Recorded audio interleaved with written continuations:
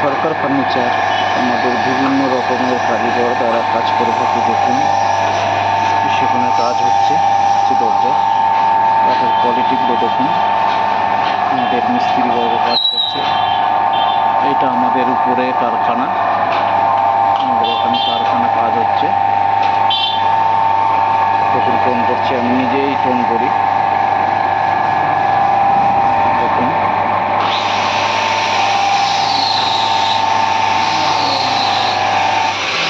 এটা আমাদের উপরে, নিচে আমাদের দেখুন, নিচে আমাদের শোরুম, আমাদের নিচে শোরুম আমরা করেছি, নিচটা আমাদের কমপ্লিট করছি। দেখুন এই দেখুন ডাইনিং টেবিল করছে, আমাদের নিচের শোরুম